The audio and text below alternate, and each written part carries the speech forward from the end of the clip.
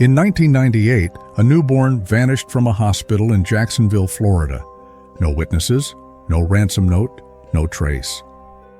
For 18 years, her name lived on in missing child databases and family prayers, a mystery that confounded the FBI and gripped a nation.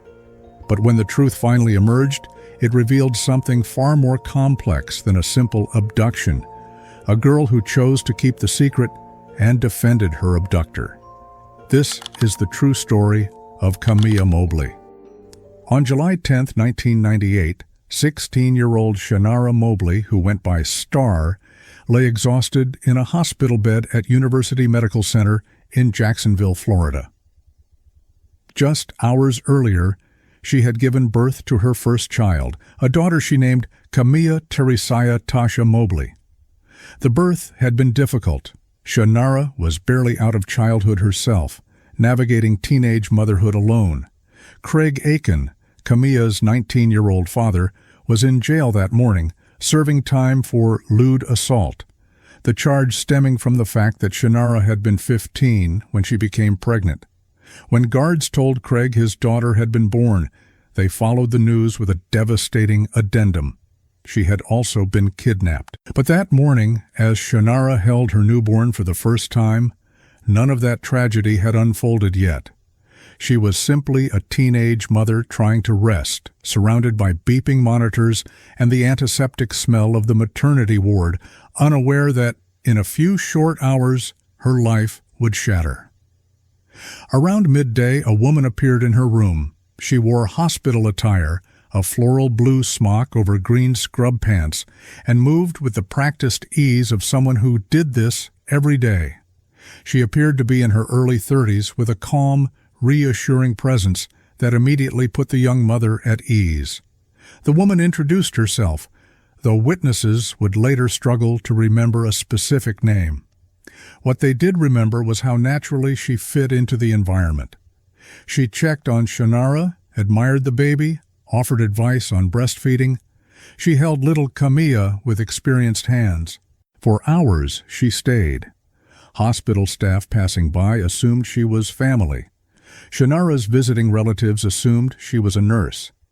This fatal gap in perception, everyone thinking she belonged to someone else, would allow her to walk out with a baby in broad daylight. According to later police reports, the woman had spent 14 hours inside the hospital before the abduction. Surveillance footage captured fleeting glimpses of her moving through corridors, observing routines, noting when nurses changed shifts, when security made rounds, when rooms were most isolated. She was patient, methodical, waiting for the perfect moment. Around 3 p.m., she told Kamiyah that the baby needed her temperature checked, a routine procedure, nothing to worry about. She'd be back in just a few minutes. Kamiyah, trusting and exhausted, handed Kamiyah over. The woman cradled the infant, turned, and walked out at an unhurried pace.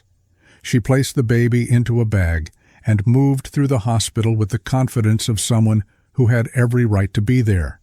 The camera in the nursery was broken. Security footage showed only a blurred figure in medical attire exiting through the main doors. She got into her car and drove north toward South Carolina. Back in the maternity ward, minutes turned into an hour. When Kamiyah pressed the call button and asked where her baby was, the nurse looked confused. What temperature check? No one had scheduled any tests. The realization spread through the ward like wildfire. By 3:15 p.m., hospital security initiated a lockdown. Every floor sealed, every visitor questioned, but it was already too late. The Jacksonville Sheriff's Office arrived within minutes.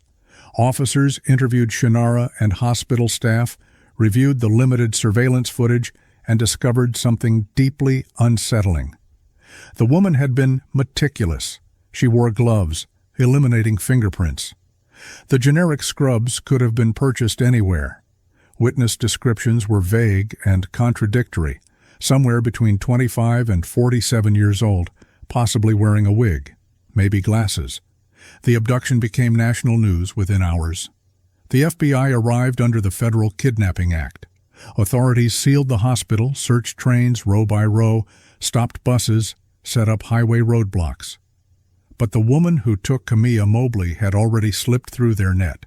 That evening, Shannara sat in her hospital bed, tears streaming down her face, surrounded by cameras. "Please bring my baby back," she said, her voice breaking. "If you were faking a pregnancy or you just can't have kids, how do you think I feel? That's my first child."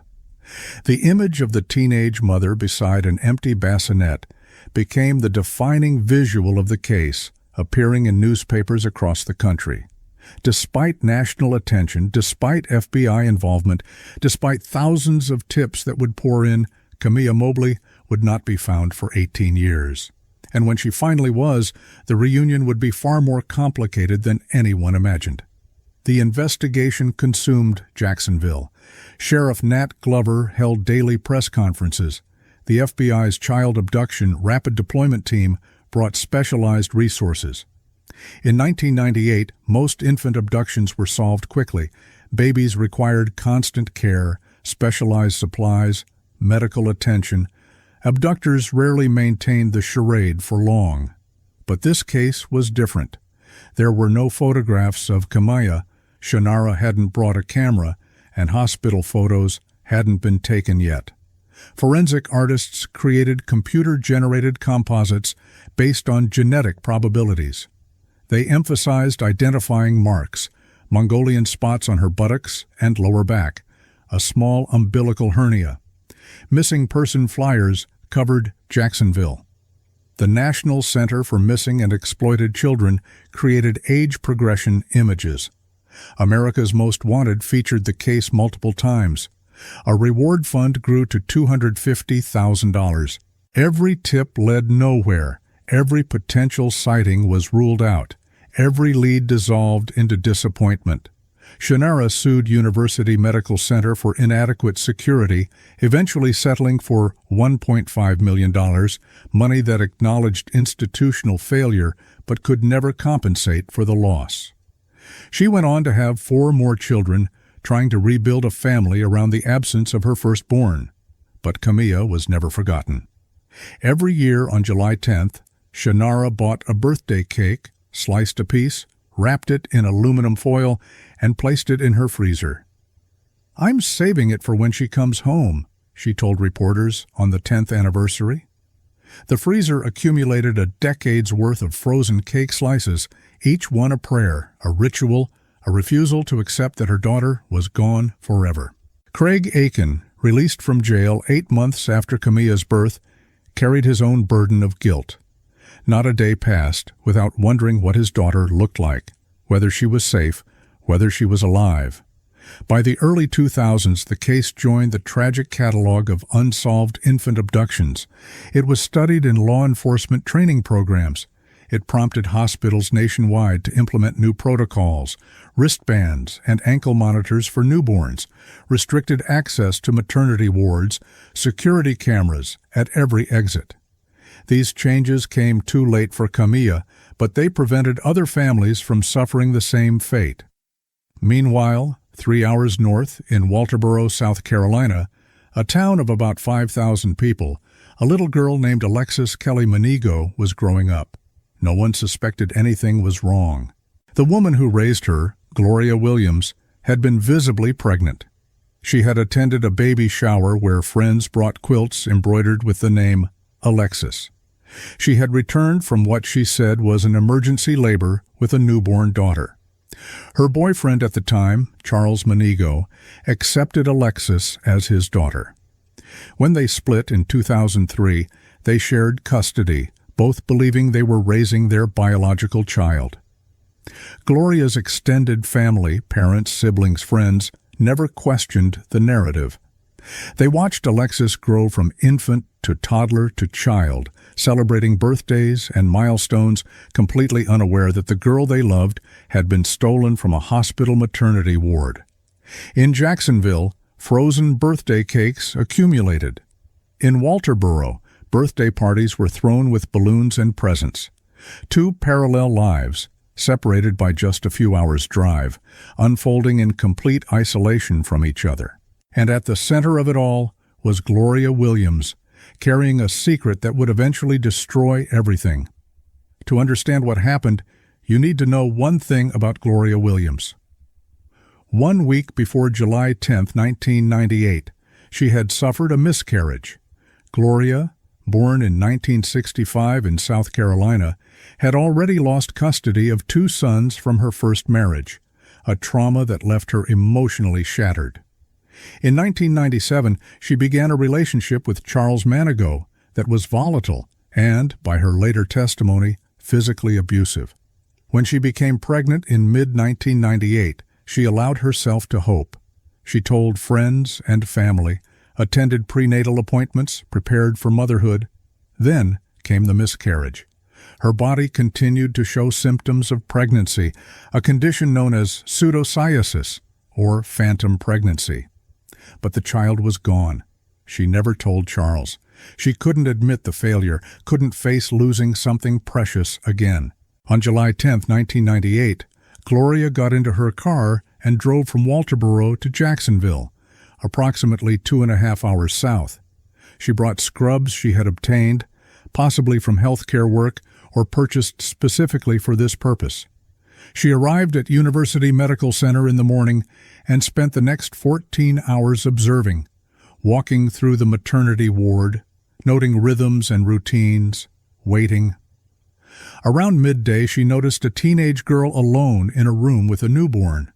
The young mother looked exhausted and vulnerable. No visitors present, no staff nearby. Gloria entered and played the role perfectly, helpful, experienced, maternal. She offered the kind of support a scared 16-year-old desperately needed. When she finally told Shannara she needed to take the baby for a temperature check, it seemed natural. Routine. Shannara handed Kamiyah over without hesitation. Gloria later admitted in court that as she walked through the corridors and parking lot, her heart pounded with fear that someone would stop her, would ask what was in the bag, would discover what she was doing. But no one stopped her. She reached her car, placed the baby inside, and drove back to South Carolina. When she arrived home, she presented the infant to Charles as their daughter, born in emergency labor while she was at work. She named the baby Alexis Kelly Manigault, the name she had already chosen for the child she lost. She forged a birth certificate listing herself as mother and Charles as father, claiming Alexis had been born at Trident Medical Center in Charleston. Over the following months and years, Gloria constructed an entire identity around this lie. She obtained a fraudulent Social Security number, enrolled Alexis in school, took her to church, celebrated birthdays and holidays. To everyone who knew her, Gloria was simply a single mother doing her best. She even worked as a social worker, an irony neighbors noted later, helping other families navigate the system while raising a stolen child. Behind the facade, Gloria carried the burden of her secret. She monitored news reports about the missing baby from Jacksonville. She saw the age progression images. She knew that every day Kamiyah Mobley was grieving.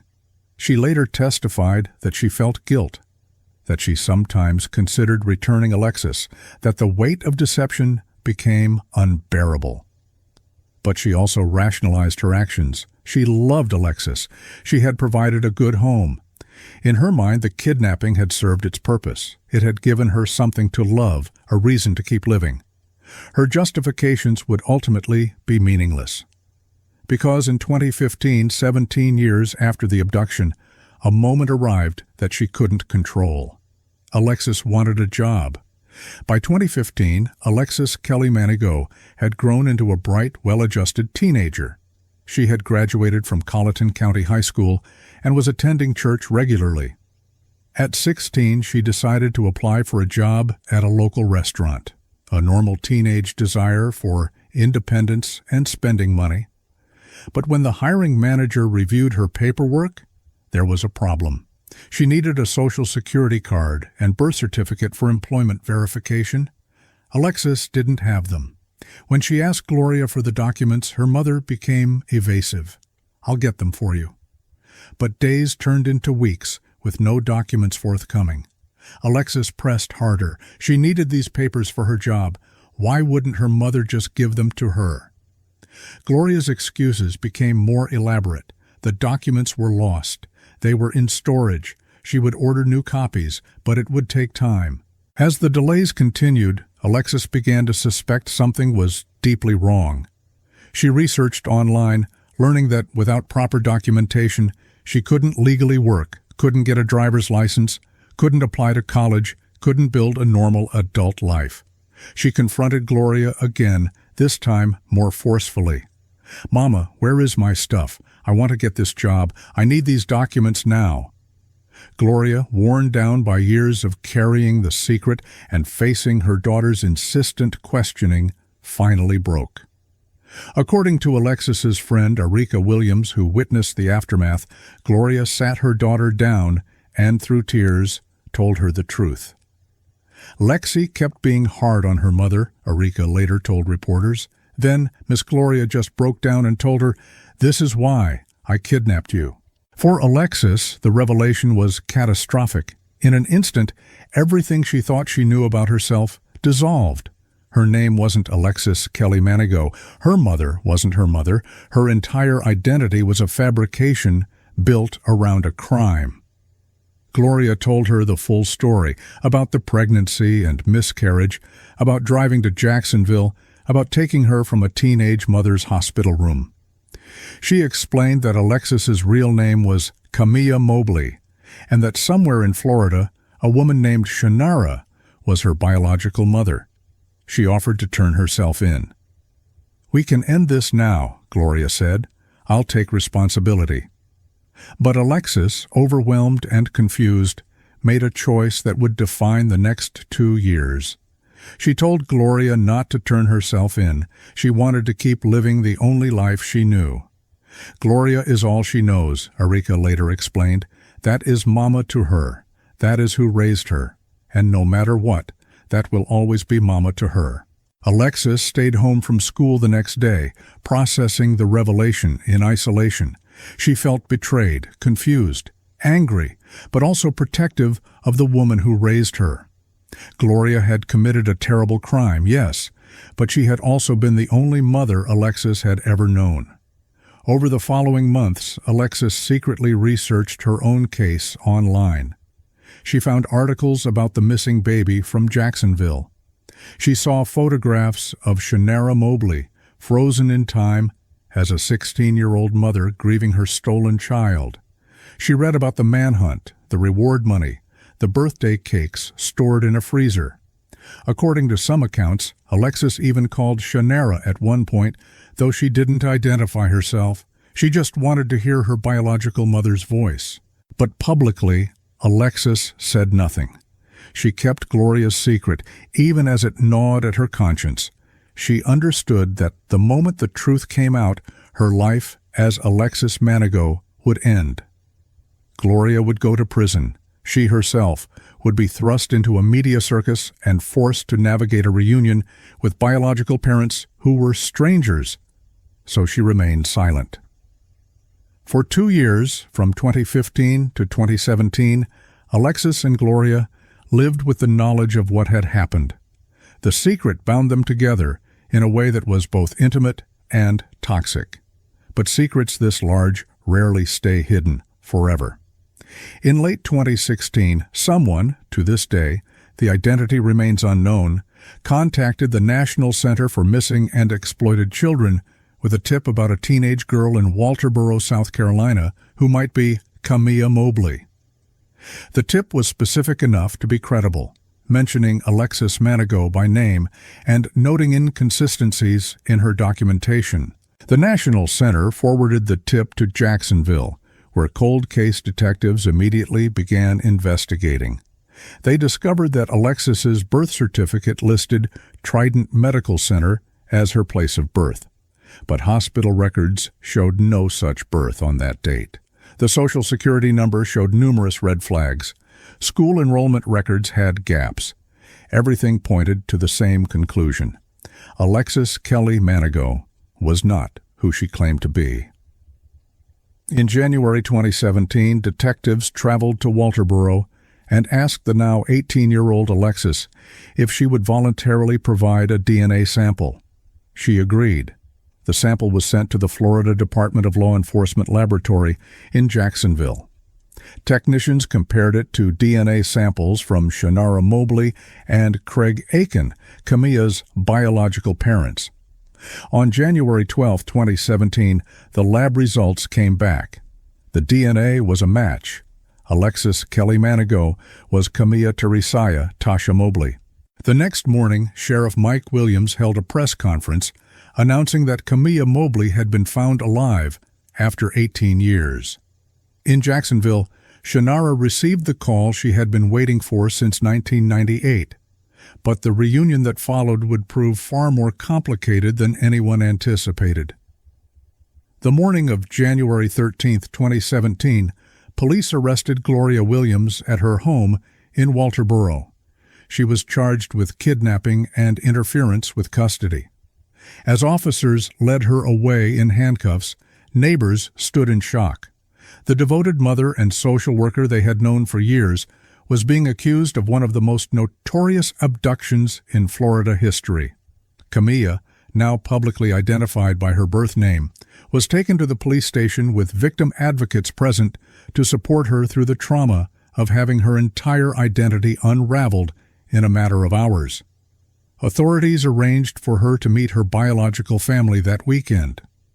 On January 14, 2017, just one day after the arrest, Shannara and Craig traveled to South Carolina. The meeting took place at a hotel in Columbia. News media gathered outside, but inside, a reunion 18 years in the making was about to unfold. When Shannara first saw Kamiyah, she knew instantly. Despite the years, there was recognition. "That's my baby," she whispered. But for Kamiyah, the experience was deeply unsettling. She was meeting two strangers who insisted they were her parents. Shannara, now in her 30s with 4 other children, looked nothing like the 16-year-old mother from old news photographs. The initial meeting was emotional but awkward. Shannara reached out to embrace Kamiyah, tears streaming. Kamiyah allowed the embrace but remained stiff, uncertain how to respond. "I don't know what to think," Kamiyah said quietly. "This is all happening so fast." They connected via FaceTime with Craig's mother, Velma Aiken, who had been waiting for this moment for nearly 2 decades. The grandmother broke down on camera, overcome with relief and joy. But even as the biological family celebrated, there was undeniable tension. Kamiyah's loyalty remained with Gloria Williams, the woman who had kidnapped her, yes, but also the only mother she had ever known. The story exploded into national headlines. Media outlets called it a modern miracle and a mother's worst nightmare with a happy ending. But the ending was far from happy for everyone involved. As Gloria sat in jail awaiting trial, Kamiyah publicly defended her. In interviews, she insisted that Gloria had provided her with everything she needed, that she had been well cared for, that Gloria loved her. "She raised me," Kamiyah said. "She's not a felon to me. She's my mom." This loyalty devastated Shannara. Here was the daughter she had spent 18 years mourning, and that daughter was defending her kidnapper. When Mother's Day arrived in May 2017, just 4 months after the reunion, Kamiyah sent a card to Gloria Williams in jail. She didn't send one to Shannara. The same thing happened the following year. No card, no call, no text message. Shannara, unable to bear the continued rejection, eventually blocked Kamiyah's number. In a devastating interview with the Florida Times-Union, she spoke candidly about the pain. "Nobody acknowledges my pain," Shannara said. "I feel like I'm being robbed all over again every time she reaches out to my daughter. Every phone call they share, every Mother's Day card Kamiyah sends her, it just makes the pain worse. I'm being rejected for a kidnapper. How do you think that feels?" The public became divided. Some understood Shannara's position. She was the victim of a terrible crime. Others felt compassion for Kamiyah, who was navigating an impossible situation. How could anyone expect her to instantly bond with biological parents she didn't remember, while severing ties with the only mother she had ever known. Craig took a more measured approach. While he wanted a relationship with his daughter, he acknowledged the complexity of her emotions. "She's been through a lot," he said. "We can't expect her to just flip a switch. She needs time." In December 2019, Kamiyah made a significant step. She moved to Jacksonville to live with Craig. It was progress toward building a relationship with her biological family, though she continued to maintain contact with Gloria in prison. Meanwhile, Gloria Williams awaited her day in court. In February 2018, Gloria pleaded guilty to kidnapping and interference with custody. The plea agreement capped her potential sentence at 22 years instead of life imprisonment. As part of the deal, she was barred from profiting from her crime. No book deals, no television interviews. The sentencing hearing in May 2018 became more than a legal proceeding. It was a referendum on motherhood, identity, and the possibility of redemption. Judge Marianne Aho presided with visible awareness of its complexity. This wasn't a simple case of punishing a kidnapper. It involved a victim who defended her abductor, a biological mother consumed by grief, and a defendant who had raised the stolen child with apparent love. Assistant State Attorney Alan Mizrahi argued for the maximum sentence. "This wasn't an impulsive act," he said. "She spent 14 hours observing that hospital, planning her approach. She stole an 8-hour-old baby and vanished across state lines. For 18 years, she maintained an elaborate web of lies while Kamiyah Mobley grieved. He played surveillance footage and displayed forged documents. The defendant robbed Kamiyah of 18 years of motherhood, 18 birthdays, 18 Christmases, first steps, first words, graduation, all stolen, that can never be recovered.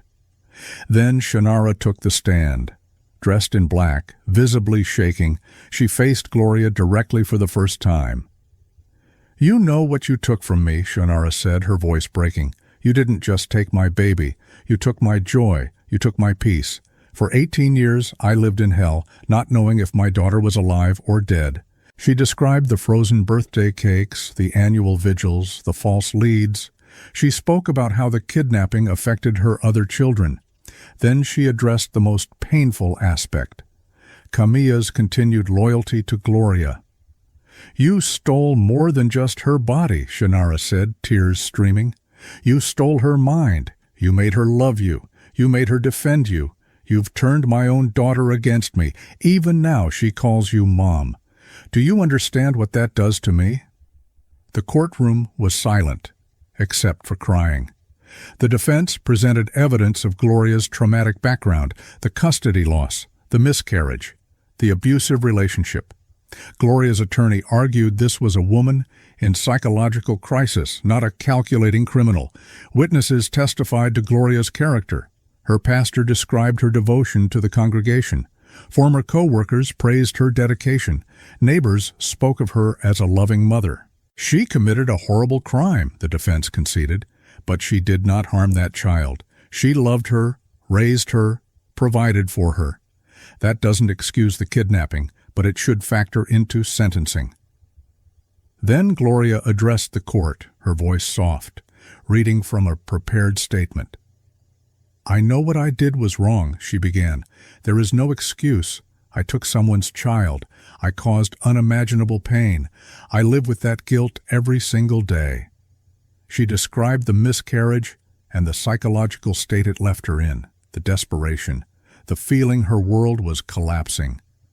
"I wasn't thinking clearly. I was in so much pain. I know that doesn't excuse what I did. Nothing can." She turned toward Kamiyah. "I'm sorry. I know those words aren't enough. But I need you to know that I truly, deeply regret what I did to you. You deserve to raise your daughter. I stole that from you." Finally, she addressed Kamiyah. "Lexi, I know this has been so hard. I'm sorry for putting you through this. I love you. I will always love you. But I need you to know that Kamiyah loves you too. She always has. Give her a chance. Please." Kamiyah, sitting between Craig and family members, broke down in tears. Then Kamiyah herself took the stand. Standing at the podium, she looked exhausted, dark circles rimming her eyes. She had lost weight. She was a young woman forced to navigate an impossible situation, and the toll was evident. "I don't know what to say," Kamiyah began. "Everyone wants me to pick a side. Everyone wants me to be angry at Gloria or grateful to be reunited with my biological family, but it's not that simple." She acknowledged that Gloria had lied, had built her existence on deception. "But she also loved me," Kamiyah said firmly. "I know what she did was wrong. I know she hurt a lot of people. But she was my mother for 18 years. She raised me. She took care of me when I was sick. She celebrated my birthdays." She turned toward Shannara. "I know you suffered. I know you missed me. And I'm trying, I really am trying, to build a relationship with you.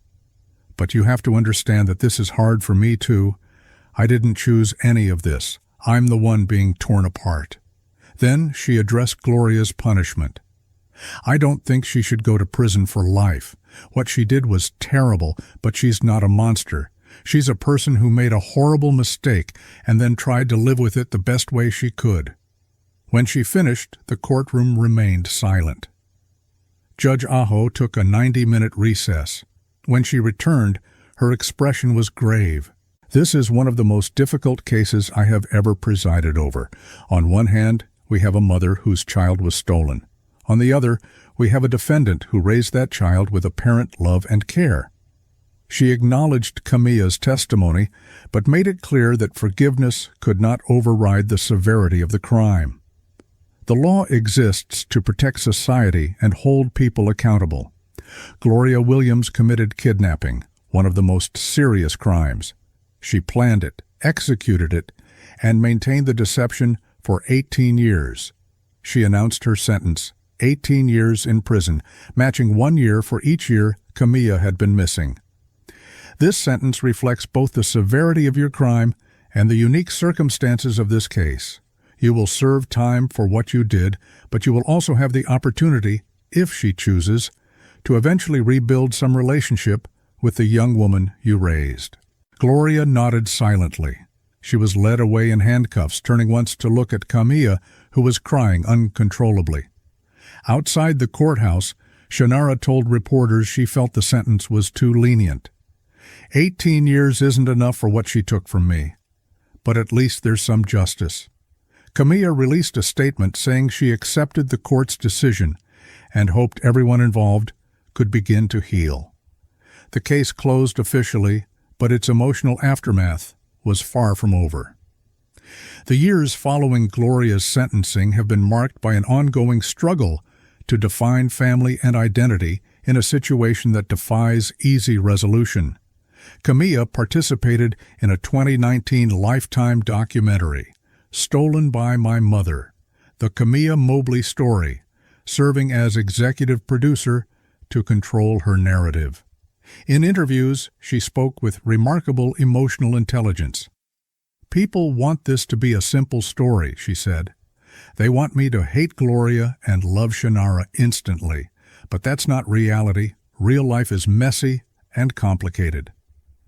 She described attending therapy regularly, working through issues of trust, abandonment, and belonging.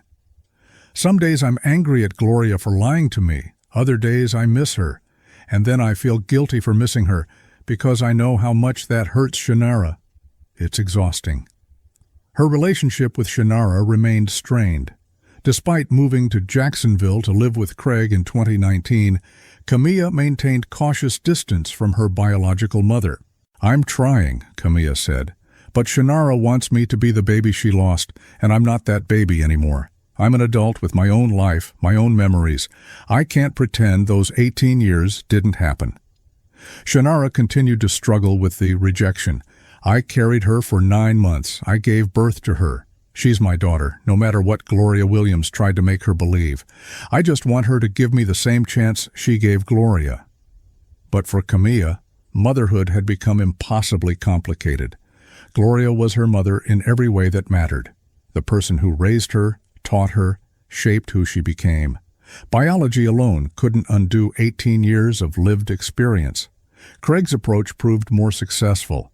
Without the emotional intensity that characterized Shannara's interactions, Craig simply made himself available.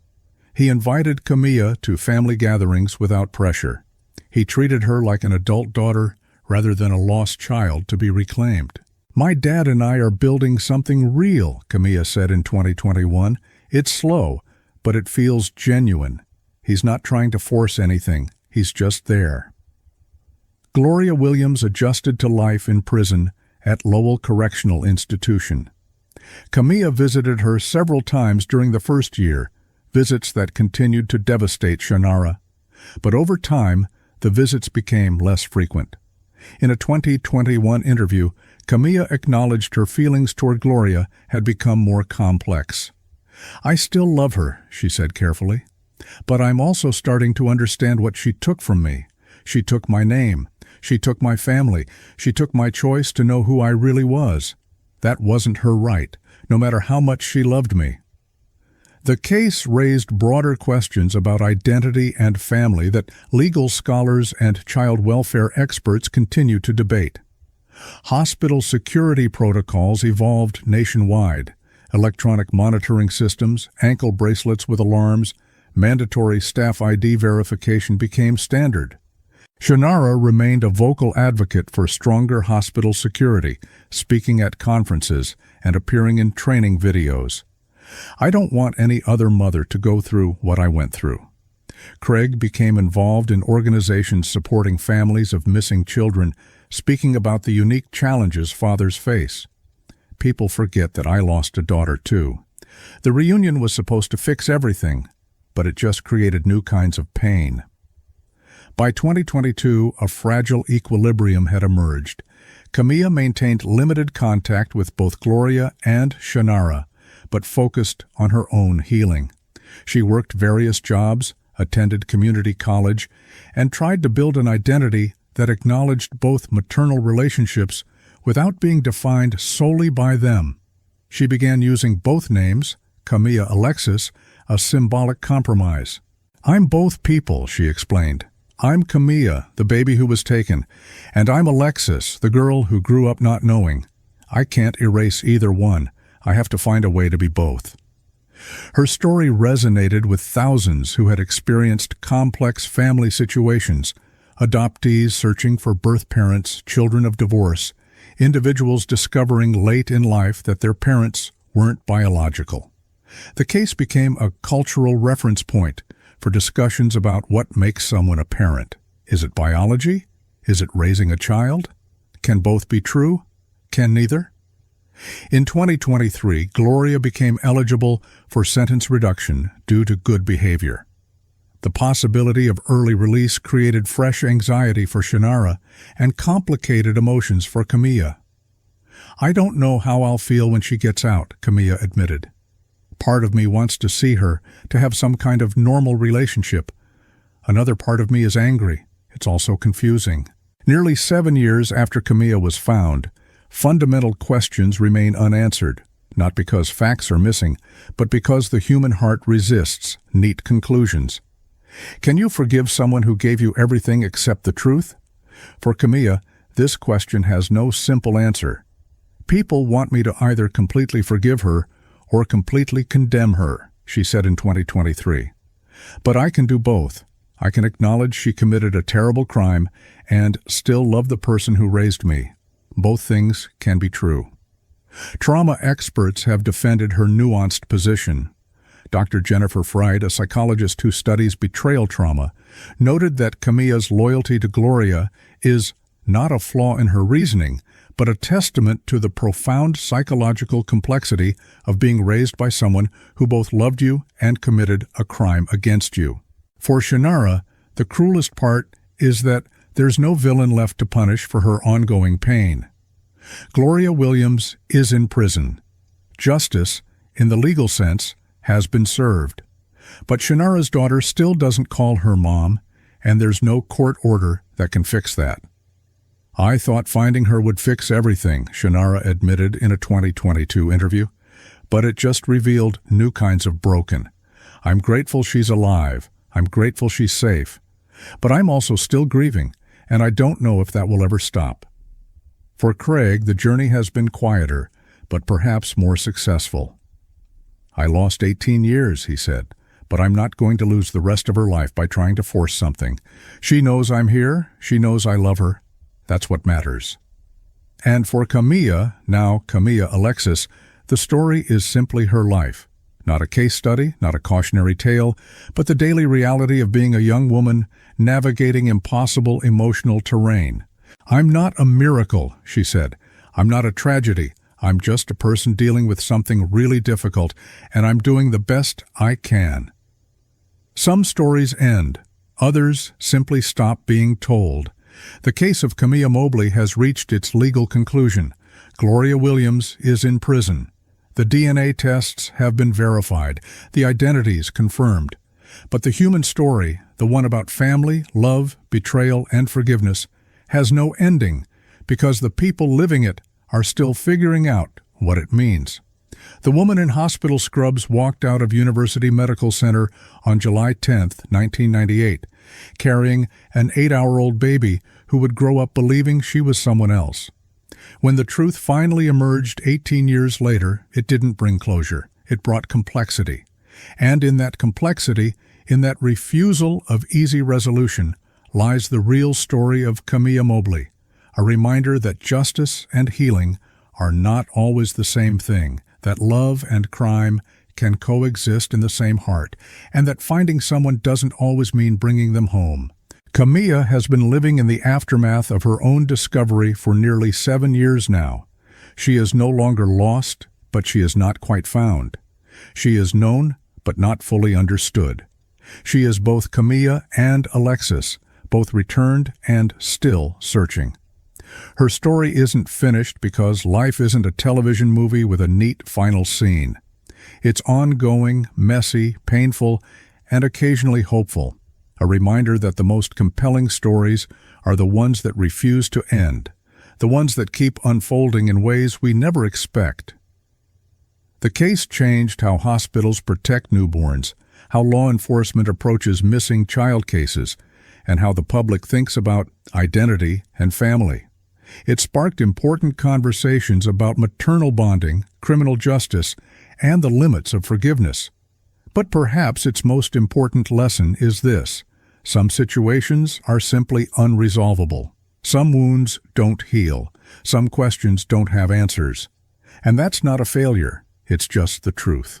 For nearly 7 years, Kamiyah has carried two truths: the biological one, written in her DNA, and the lived one, written in her memories. She celebrates birthdays with both families when she can. She sends letters to Gloria in prison. She calls Shannara Mom too, though the word still feels unfamiliar on her tongue. Forgiveness, for her, isn't a declaration. It's a daily act, a quiet coexistence between past and present. She has built a peace that isn't perfect, but is her own. And somewhere between the hospital room where she was taken and the home where she was raised, between two mothers and two names, lies the narrow border she walks every day, the line between love and crime, truth and forgiveness. For Kamiyah Mobley, that line is no longer a scar or a story for others to debate. It is her identity, her quiet strength, the proof that even out of loss and wrongdoing, something human, something whole, can endure. The case of Kamiyah Mobley reminds us that finding the truth doesn't always set you free. Sometimes it just shows you how complicated freedom really is. If this story moved you, hit that subscribe button and share your thoughts in the comments about family, identity, and the meaning of home. Because behind every headline is a human being trying to make sense of circumstances beyond their control. Thanks for watching, and see you soon in the next story, where nothing is black and white.